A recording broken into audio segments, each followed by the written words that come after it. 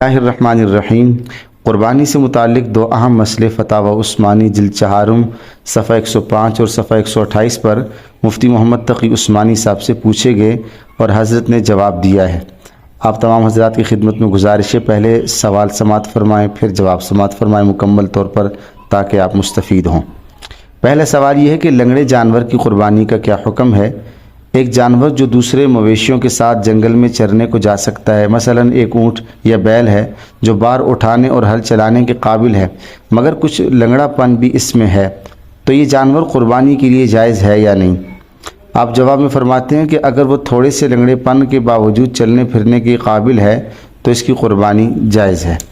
اور اسی کے ساتھ ایک اور سوال کہ قربانی کے لیے خریدا گیا جانور اگر بیمار ہو جائے تو کیا حکم ہے؟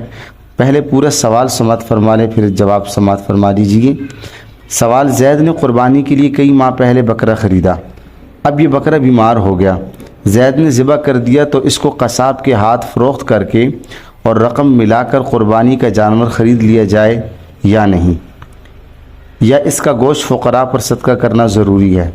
اور کیا اس کا گوشت زید کو بھی کھانا جائز ہے؟